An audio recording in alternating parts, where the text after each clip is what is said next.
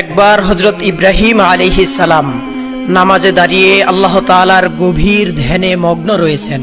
এমন সময় তার মন ছুটে গেল আজ থেকে বহুদিন পূর্বে সেই সুদূর মক্কার মরুবিয়াবনে নির্বাসন দেওয়া তার প্রাণপ্রিয় স্ত্রী হাজেরা ও কলিজার ধন সন্তান ইসমাইলের দিকে। তিনি নামাজে থাকা অবস্থাতেই চিন্তা করতে লাগলেন, হায়, আজ কতদিন হলো প্রাণের প্রিয় সন্তান ইসমাইলকে দেখি না। সেই কবে তাকে নির্বাসন দিয়ে এসেছি। সন্তানের প্রতি দয়ায় তার হৃদয় উঠলে উঠল। হযরত ইব্রাহিম আলাইহিস সালামের এই অবস্থা দেখে রব্বুল আলামিনের ফেরেশতারা বলতে লাগলো, হাই হাই, আমরা তো জানতাম ইব্রাহিম আল্লাহর খলিল, কিন্তু এ কেমন আল্লাহর বন্ধু যে নামাজে দাঁড়িয়ে আল্লাহর পরিবর্তে নিজের সন্তানের কথা স্মরণ করছে। ফেরেশতাদের মধ্যকার এই আলোচনা শুনে রব্বুল আলামিন বললেন, ওহে ফেরেশতারা, আমার খলিলের অন্তরে আমার প্রতি ভালোবাসার বিন্দুমাত্র ঘাটতি হয়নি। তোমরা যেহেতু এই আলোচনা করেই ফেলেছ, তবে দাঁড়াও, আমি তোমাদেরকে এর প্রমাণ দেখিয়ে দিচ্ছি। এরপর এক রাতে গভীর নিশীথে শুয়ে রয়েছেন জাতির পিতা হযরত ইব্রাহিম আলাইহিস সালাম। এমন সময় রব্বুল আলামিন তাকে স্বপ্নে নির্দেশ দিলেন, ওহে ইব্রাহিম, তুমি তোমার সবচাইতে প্রিয় বস্তুকে কুরবানি করো। এই স্বপ্ন দেখে পরদিন হযরত ইব্রাহিম আলাইহিস সালাম আল্লাহর রাজি খুশি ও সন্তুষ্টি অর্জনের জন্য তার রাহে 100 উট কুরবানি করে দিলেন। পরদিন আবার তিনি একই স্বপ্ন দেখলেন। রব্বুল আলামিন তাকে বলছেন, ইব্রাহিম, তুমি তোমার সবচাইতে প্রিয় বস্তুকে কুরবানি করো। পরদিন আবারও হযরত ইব্রাহিম আলাইহিস সালাম আল্লাহর রাহে 100 উট কুরবানি করে দিলেন। 2 দিনে 200 উট কুরবানি করার পরে তৃতীয় রাতে তিনি আবার শুয়ে রয়েছেন। আবার ভেসে এলো সেই দৈববাণী। কে যেন তাকে বলছে, হে ইব্রাহিম, তুমি তোমার সবচাইতে প্রিয় বস্তুকে কুরবানি করো। এরপর তৃতীয় দিন সকালে তিনি ভাবতে লাগলেন, পরপর 2 দিন একই স্বপ্ন দেখলাম, এরপর 2 দিন 200 উট কুরবানি করলাম, তবে কি আল্লাহ রাব্বুল আলামিন আমার এই কুরবানি কবুল করেননি?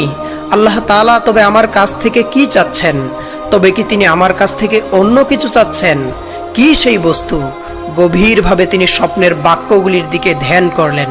এরপর বুঝতে পারলেন আল্লাহ রাব্বুল আলামিন তাকে বলেছেন, হে ইব্রাহিম, তুমি তোমার সবচাইতে প্রিয় বস্তুকে কুরবানি করো।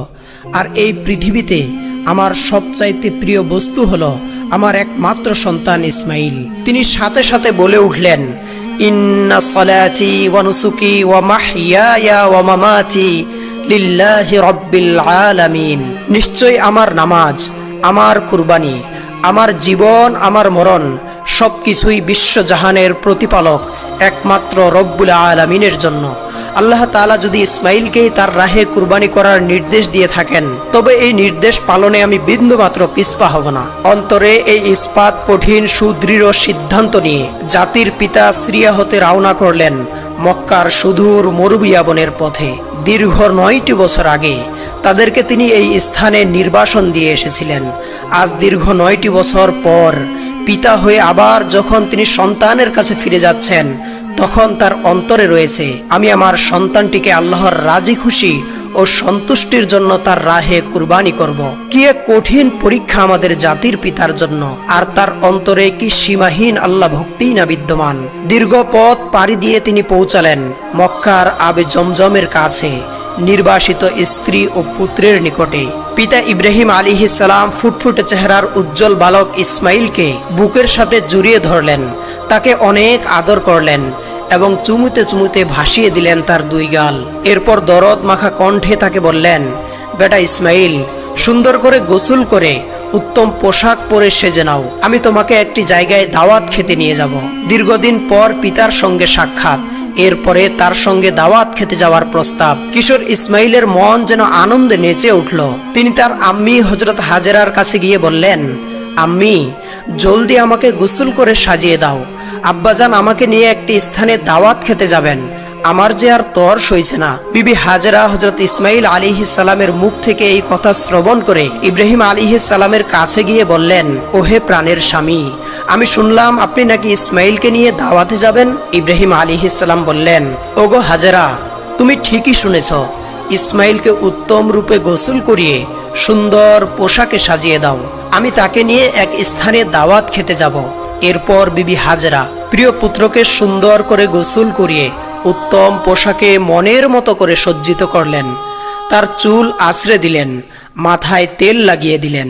অতঃপর প্রিয় পুত্রকে স্বামীর হাতে সমর্পণ করে বললেন, প্রিয় স্বামী, ওর এই বয়স পর্যন্ত আমি ওকে আমার চোখের আড়াল করিনি, কারো সাথে ওকে কোথাও পাঠাইনি। ওর জীবনে এই প্রথম বাইরে যাত্রা। আজই আমি তাকে আপনার সঙ্গে বাইরে পাঠাচ্ছি।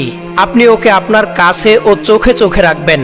মনে রাখবেন, আপনি ওকে নিয়ে ফিরে না আসা পর্যন্ত আমার মন ও প্রাণ উদ্বিগ্ন থাকবে। আমি পথের দিকে চেয়েই সময় কাটাবো। আমার হয়তোবা খাওয়া দাওয়াও হবে না। হযরত ইব্রাহিম আলাইহিস সালাম বিবি হাজেরার এই কথা শুনে বুঝতে পারলেন মাতৃ অন্তরে তার সন্তানের প্রতি ভালোবাসার এক গভীর সমুদ্র বিদ্যমান। তার হৃদয়ে এই কথাগুলি বজ্রের মতো আঘাত করলেও আল্লাহর মহব্বতের তুফান দিয়ে তিনি তা চেপে রাখলেন। মনের অবস্থা কোনো ক্রমেই বিবি হাজেরাকে বুঝতে দিলেন না। বিবি হাজেরাকে আর একটি উত্তরও না দিয়ে বালক ইসমাইলকে নিয়ে তিনি মিনার পথ ধরলেন। হযরত ইব্রাহিম আলাইহিস সালাম পূর্বেই একখানা ধারালো ছুরি ও এক গাছি রশি নিজের জামার আস্তিনের নিচে লুকিয়ে রেখেছিলেন। তিনি রওনা দিলেন হযরত ইসমাইল আলাইহিস সালামকে নিয়ে চরম পরীক্ষায় উত্তীর্ণ হওয়ার জন্য। ইব্রাহিম আলাইহিস সালাম পুত্র ইসমাইলকে নিয়ে মিনা পাহাড়ের দিকে অগ্রসর হতে লাগলেন। আর অন্যদিকে পাপাত্তা ইবলিস, মানব জাতির চিরশত্রু, সে দেখল যে হযরত ইব্রাহিম আলাইহিস সালাম ইমানের চরম পরীক্ষায় সাফল্যের দ্বার প্রান্তে পৌঁছে যাচ্ছেন। এটা দেখে সে হিংসায় জ্বলে পুড়ে মরতে লাগলো। আল্লাহ পাকের একটি নির্দেশ অমান্য করে আমি অভিশপ্ত চির জাহান্নামী হলাম যেই আদম জাতির কারণে। সেই আদমের অধস্তন পুরুষ ইব্রাহিম এত বড় কঠিন পরীক্ষায় উত্তীর্ণ হয়ে নবুয়তি টিকিয়ে রাখবে আর পিতা এবং পুত্র একসাথে বেহেশতে যাবে, সেটা তো হতে দেওয়া যায় না। তাই পাপাত্তা ইবলিস সংকল্প গ্রহণ করলো, যে করেই হোক তাদেরকে এই পথ থেকে ফিরিয়ে দিতে হবে। সে চিন্তা করলো আসল ঘটনা বিবি হাজেরা ও শিশু ইসমাইলকে জানিয়ে দিতে পারলেই কেল্লা ফতে। পিতা পুত্র রওনা হওয়ার সাথে সাথেই পাপাত্তা ইবলিস বিবি হাজেরার কাছে উপস্থিত হলো। সে একজন ভালো মানুষের ছদ্মবেশে উপস্থিত হয়ে বলল, ওহে বিবি হাজেরা, তোমার নয়নমণি ইসমাইলকে তোমার স্বামী কোথায় নিয়ে যাচ্ছেন, তার কি কোনো খবর রাখো? বিবি হাজেরা স্বাভাবিকভাবেই উত্তর দিলেন, কেন? তিনি তো তাকে দাওয়াত খেতে নিয়ে গেছেন। ইবলিস বলল, নারী জাতি অত্যন্ত সহজ সরল এবং বোকা প্রকৃতির, কোনো ব্যাপারে গভীরভাবে তলিয়ে দেখে না। কেউ তাকে কোনো মিথ্যা বা প্রতারণামূলক কথা বলে খুব সহজেই ধোঁকা দিতে পারে। মূলত এটা তাদের সৃষ্টিগত বৈশিষ্ট্য, এটা তোমার কোনো দোষ নয়। বিবি হাজেরা বললেন, কেন, কি হয়েছে?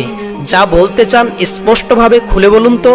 পাপাত্তা ইবলিস অত্যন্ত দয়াদ্র কণ্ঠে বললেন, কথাটা শুনে আপনি হয়তো স্থির থাকতে পারবেন না, তাই বলতে সংকোচ বোধ করছি। বিবি হাজেরা বললেন, আপনি বলুন তো কি বলতে চাচ্ছেন। ইবলিস বলল, তোমার স্বামী তো তোমার পুত্রকে জবেহ করতে নিয়ে গেছেন। বিবি হাজেরা ইবলিসের কথা শুনে বিরক্ত হয়ে বললেন, কে তুমি? কি তোমার পরিচয়? তুমি আমার স্বামীর বিরুদ্ধে এই সকল কথা কি উদ্দেশ্যে বলতে এসেছো শুনি? পিতাকে কোনোদিন নিজ পুত্রকে জবেহ করতে পারেন? এমন অসম্ভব কথা বলে তুমি প্রতারণা করতে এসেছো। আমি বুঝতে পেরেছি তুমি মানুষ নও, তুমি মানুষ্যরূপী ইবলিস। এই মুহূর্তে তুমি এখান থেকে দূর হয়ে যাও। ইবলিস বলল, হাজেরা, তোমার এত তেজের কথা আগামীকাল কোথায় থাকবে তা দেখা যাবে। যখন নিজেই দেখতে পাবে এবং বুঝতে পারবে যে তোমার স্বামী তোমার পুত্রকে জবেহ করে দিয়েছে, তখন তুমি জানবে আমি তোমাকে সত্য সংবাদ দিতে এসেছিলাম নাকি ধোঁকা দিতে এসেছিলাম। তুমি যে বলছো পিতা হয়ে কেউ কি নিজের পুত্রকে জবেহ করে, কথাটা অবশ্য সত্য, এজন্যই তোমাকে আসল ঘটনাটি খুলে বলতে হয়। বিবি হাজেরা বললেন, আবার আসল ঘটনা কি? ইবলিস বলল, আল্লাহ তাআলা তোমার স্বামীকে নির্দেশ দিয়েছেন তিনি যেন তোমার পুত্র ইসমাইলকে তার রাস্তায় কুরবানি করেন। আর আল্লাহ তাআলার নির্দেশ পালন করার জন্যই তোমার স্বামী ইসমাইলকে নিয়ে গেছেন মিনার পাহাড়ে কুরবানি করার জন্য। ইবলিসের মুখে এই কথা শুনে বিবি হাজেরার ভাবান্তর হওয়ার কথা ছিল, কিন্তু নবী পত্নী দৃঢ় ঈমানের বলে বলিয়ান হয়ে বললেন, তোমার কথা যদি সত্য হয় তাহলে তো এটা আনন্দের কথা। আল্লাহ রাব্বুল আলামিন তার এতগুলি বান্দার মধ্য থেকে আমার পুত্র ইসমাইলকেই যে তার পথে কুরবানি করার জন্য কবুল করেছেন, এর চাইতে সৌভাগ্যের বিষয় আর কি হতে পারে? শুধু এক ইসমাইল নয়, আল্লাহ তাআলা যদি আমাকে লক্ষ লক্ষ সন্তান দান করতেন তাহলে আমি তাদের সকলকেই আল্লাহর রাস্তায় কুরবানি করতে পিছপা হতাম না। তুমি দূর হয়ে যাও। আউযু বিল্লাহি মিনাশ শাইতানির রাজিম। একমাত্র সন্তানের মায়ের মুখে এই কথা শুনে ইবলিস ব্যর্থ হয়ে অন্য পথ অবলম্বন করলো। পাপাত্তা ইবলিস বিবি হাজেরাকে ধোঁকা দিতে ব্যর্থ হয়ে সে হযরত ইসমাইল আলাইহিস সালামকে ধোঁকা দেওয়ার জন্য সেদিকে ছুটল। হযরত ইসমাইল আলাইহিস সালাম পিতার পিছনে পিছনেই হাঁটছিলেন। ইবলিস তাকে হাতের ইশারা দিয়ে আরো একটু পিছনে রাখলেন। হযরত ইব্রাহিম আলাইহিস সালাম নিজ গতিতে সামনের দিকে এগিয়ে চলছেন। এই সুযোগে ইবলিস বলল, আরে বোকা ছেলে, তুমি তোমার পিতার সাথে কোথায় যাচ্ছ তা কি জানো? ইসমাইল আলাইহিস সালাম বললেন, কেন? জিয়াফত খেতে যাচ্ছি। ইবলিস বলল, তোমার পিতা তোমাকে প্রতারণা করে তোমাকে নিয়ে চলছেন হত্যার উদ্দেশ্যে। হযরত ইসমাইল আলাইহিস সালাম বলল, আমার পিতা কেন আমার সঙ্গে প্রতারণা করবেন? আমি তো তার একমাত্র সন্তান, আর পিতা কি তার একমাত্র সন্তানকে বিনা কারণে জবেহ করতে পারেন? তুমি মিথ্যাবাদী, দূর হও এখান থেকে। ইবলিস উত্তরে বলল, পিতা কি পুত্রকে এমনিতেই জবেহ করে? আল্লাহ তাআলা তোমার পিতাকে নির্দেশ দিয়েছেন তিনি যেন তোমাকে জবেহ করেন। সে কারণেই তোমার পিতা তোমাকে জবেহ করার জন্য মিনার পাহাড়ে নিয়ে যাচ্ছে। আমার কথা যদি তোমার বিশ্বাস না হয় তাহলে গিয়ে দেখো, তোমার পিতার আস্তিনের নিচে একখানা ধারালো ছুরি আর পকেটে তোমার হাত পা বাঁধার জন্য রশি রয়েছে। এখনো সময় আছে, যদি প্রাণ বাঁচাতে চাও তাহলে পালিয়ে যাও। হযরত ইসমাইল আলাইহিস সালাম ইবলিসের কথা শুনে বললেন, আল্লাহর রাস্তায় কুরবানি হওয়া তো অত্যন্ত সৌভাগ্যের ব্যাপার। আল্লাহ রাব্বুল আলামিন তার অসংখ্য বান্দার মধ্যে আমাকেই যে তার পথে কুরবানির জন্য কবুল করেছেন, এর চাইতে আনন্দ ও সৌভাগ্যের বিষয় আমার জন্য আর কি হতে পারে? রব্বুল আলামিন যদি আমাকে লক্ষ লক্ষ জীবন দান করতেন তাহলে সেই লক্ষ লক্ষ জীবনকেও আমি তার পথে কুরবান করতে পিছপা হতাম না। আমি জানি তুমি মরদুদ শয়তান ইবলিস, এখনই এখান থেকে দূর হয়ে যাও। এই বলে হযরত ইসমাইল আলাইহিস সালাম ইবলিসের দিকে পাথর নিক্ষেপ করলেন এবং তাকে সেখান থেকে তাড়িয়ে দিলেন। হযরত ইব্রাহিম আলাইহিস সালাম পুত্র ইসমাইলকে নিয়ে মিনার প্রান্তরে পৌঁছালেন। তাফসিরে রুহুল মাআনিতে রয়েছে, ইসমাইল আলাইহিস সালামকে জবেহ করার পূর্বে ইব্রাহিম আলাইহিস সালাম তার সঙ্গে পরামর্শ করে নিতে চাইলেন। আল কুরআনুল কারীমের ভাষায় হযরত ইব্রাহিম আলাইহিস সালাম পুত্র ইসমাইলকে বললেন, ইয়া বুনাইয়া ইন্নী আরা ফিল মানামি আন্নী আযবাহুকা ফানজুর মাযা তারা। হে বৎস, আমি স্বপ্নে দেখেছি আমি তোমাকে জবেহ করছি, এখন তোমার অভিমত কি? হযরত ইসমাইল আলাইহিস সালাম বললেন, ইয়া আবাতি ফাআল মা তু'মার সাতাজিদুনি ইনশাআল্লাহু মিনাস সাবিরিন। হে পিতা, আপনি যা আদিষ্ট হয়েছেন তাই করুন, ইনশাআল্লাহ আপনি আমাকে ধৈর্যশীলদের মধ্যে অন্তর্ভুক্ত পাবেন। হযরত ইসমাইল আলাইহিস সালামের এই জবাবে ইব্রাহিম আলাইহিস সালাম অত্যন্ত খুশি হলেন। ইসমাইল আলাইহিস সালাম তখন হযরত ইব্রাহিম আলাইহিস সালামকে বললেন, আব্বাজান, আমাকে জবেহ করার পূর্বে আপনার কাছে আমার 3টি অনুরোধ রয়েছে, দয়া করে সেগুলি রক্ষা করবেন। ইব্রাহিম আলাইহিস সালাম বললেন, বৎস, তুমি যা বলবে আমি যথাসাধ্য রক্ষা করার চেষ্টা করব। ইসমাইল আলাইহিস সালাম বললেন, প্রথমত আমার হাত পা ভালোভাবে বেঁধে নিন। আমি দেখেছি জবেহ করার সময় জন্তুরা হাত পা ছোড়াছুরি করে, আমিও যদি সেরকম হাত পা ছোড়াছুরি করি আর সেই হাত পা গুলি যদি আপনার গায়ে লাগে তাহলে এটা আমার জন্য বিয়াদবি হবে, আর আমি চাই না মৃত্যুর পূর্বে আপনার সঙ্গে বিয়াদবি করে ইন্তেকাল করতে। ওহে আব্বাজান, আমার দ্বিতীয় আবেদন এই যে জবেহের সময় আপনি আপনার চোখে কাপড় বেঁধে নেবেন, কেননা এতে আমাকে জবেহ করতে আপনার জন্য সুবিধা হবে। আমি আপনার পুত্র, জবেহের সময় যদি আপনার দৃষ্টি আমার চেহারার উপর পড়ে তাহলে আমাকে জবেহ করতে আপনার দয়া হবে, আর এই দয়ার কারণে আল্লাহ রাব্বুল আলামিনের নির্দেশ পালনে কিছুটা ব্যাঘাত সৃষ্টি হবে, আর আমি চাই না আমার প্রতি দয়ার কারণে আল্লাহ তাআলার নির্দেশ পালনে সামান্যতম ব্যাঘাতের সৃষ্টি হোক। তৃতীয়ত, জবেহের পর আমার রক্তমাখা জামা আম্মাজানের কাছে দিয়ে তাকে আমার সালাম জানাবেন, বলবেন এই ত্যাগের বিনিময়ে আমরা বেহেশতে একসঙ্গে থাকব। তাকে বলবেন আল্লাহর আদেশ পালনের জন্য শুকরিয়া আদায় করতে এবং আমার জন্য দুঃখ না করতে। পুত্রের এই কথায় হযরত ইব্রাহিম আলাইহিস সালামের হৃদয়ে ভরে গেল। তিনি আস্তিনের নিচে লুকানো দড়ি ও ছুরি বের করলেন। ইসমাইল আলাইহিস সালামের হাত পা বেঁধে চোখে কাপড় বেঁধে তাকে মাটিতে শুইয়ে দিলেন। ছুরি হাতে নিয়ে তিনি প্রস্তুত তার একমাত্র সন্তানকে জবেহ করতে তিনি দৃঢ় প্রতিজ্ঞ। আল্লাহর আদেশ পালনে কোনো শক্তি আজ তাকে বাধা দিতে পারবে না। এই দৃশ্য দেখে আসমান ও জমিনের ফেরেশতারা প্রকম্পিত হতে লাগলো। তারা আল্লাহর তাসবিহ ও পবিত্রতা ঘোষণা করতে লাগলো। হযরত ইব্রাহিম আলাইহিস সালাম ইসমাইলের গলায় ছুরি চালাতে যাচ্ছেন। ঠিক তখনই আল্লাহ রাব্বুল আলামিন ছুরিকে নির্দেশ দিলেন, হে ছুরি, খবরদার, ইসমাইলের গলার একটি পশমও কাটবে না। যদি তুমি কাটো তাহলে তোমার জন্য জাহান্নামের আগুন নির্ধারিত হবে। ইব্রাহিম আলাইহিস সালাম বিসমিল্লাহ বলে ছুরি চালালেন, কিন্তু ছুরি আল্লাহর নির্দেশ পেয়ে ইসমাইলের গলার একটি পশমও কাটল না। তিনি বারবার চেষ্টা করলেন, কিন্তু কিছুতেই গলা কাটতে পারলেন না। ইসমাইল আলাইহিস সালাম বললেন, আব্বাজান, সম্ভবত আমার প্রতি স্নেহের কারণে আপনি জোরে ছুরি চালাতে পারছেন না। আপনার সমস্ত শক্তি দিয়ে ছুরি চালান। আমরা আল্লাহর আদেশ পালনে ব্যর্থ হলে কিয়ামতের দিন এজন্য আমাদেরকে জবাবদিহি করতে হবে। হযরত ইব্রাহিম আলাইহিস সালাম পুনরায় সর্বশক্তি দিয়ে ছুরি চালালেন, কিন্তু তবুও ছুরি কাটল না। বিরক্ত হয়ে তিনি ছুরিটি ছুঁড়ে ফেললেন। ছুরি গিয়ে লাগলো একটি পাথরের গায়ে। সঙ্গে সঙ্গে পাথরটি দ্বিখণ্ডিত হয়ে গেল। তিনি ছুরিটি তুলে নিয়ে আবার চেষ্টা করতে যাচ্ছিলেন। ঠিক তখনই আল্লাহ রাব্বুল আলামিন হযরত জিবরাইল আলাইহিস সালামকে নির্দেশ দিলেন, ওহে জিবরাইল, এখনই বেহেশত থেকে একটি দুম্বা নিয়ে যাও। ইসমাইলকে সরিয়ে তার জায়গায় দুম্বাটি রেখে দাও। জিবরাইল আলাইহিস সালাম চোখের পলকে বেহেশত থেকে একটি দুম্বা নিয়ে এলেন এবং হযরত ইসমাইল আলাইহিস সালামকে সরিয়ে তার জায়গায় বেহেশতের দুম্বাটি রেখে দিলেন। ইব্রাহিম আলাইহিস সালাম ছুরি চালালেন আর দুম্বাটি কুরবানি হয়ে গেল। কুরবানি শেষে তিনি বললেন, আলহামদুলিল্লাহ।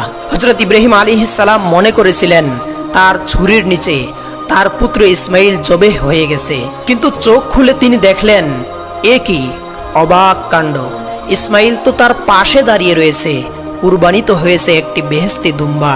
এই দৃশ্য দেখে হযরত ইব্রাহিম আলাইহিস সালাম ফেরেশতা জিবরাইল আলাইহিস সালামকে বললেন, ভাই জিবরাইল, আল্লাহ রাব্বুল আলামিন কি তবে আমার কুরবানি কবুল করলেন না? আমি তো আমার সন্তান ইসমাইলকে কুরবানি দিতে চেয়েছিলাম, কিন্তু কেন তাকে কুরবানি দিতে পারলাম না? হযরত জিবরাইল আলাইহিস সালাম বললেন, ওহে আল্লাহর খলিল, আল্লাহ রাব্বুল আলামিন আপনার উপর, আপনার পুরো পরিবারের উপর অত্যন্ত সন্তুষ্ট।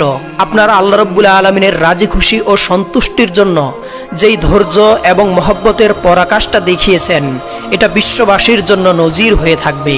আপনাদের সকলের উপর আল্লাহ রাব্বুল আলামিন খুশি হয়ে বেহেশত থেকে এই দুম্বা পাঠিয়েছেন এবং আপনার পুত্রের পরিবর্তে এই দুম্বাটিকেই আপনি কুরবানি করেছেন। এই কথা শুনে হযরত ইব্রাহিম আলাইহিস সালাম আল্লাহ রাব্বুল আলামিনের শুকরিয়া আদায় করলেন। আর এভাবেই রব্বুল আলামিন তার ফেরেশতাদেরকে দেখিয়ে দিলেন তার খলিলের অন্তরে আল্লাহ রাব্বুল আলামিনের মহব্বতের বিন্দু মাত্র ঘাটতি আসেনি। প্রিয় শ্রোতা, এটিই ছিল হযরত ইব্রাহিম আলাইহিস সালাম ও হযরত ইসমাইল আলাইহিস সালামের ত্যাগের অমর কাহিনী। আল্লাহ তাআলা আমাদেরকেও এই ত্যাগ, তিতিক্ষা ও আল্লাহ প্রেম থেকে শিক্ষা গ্রহণ করার তৌফিক দান করুন। আমিন।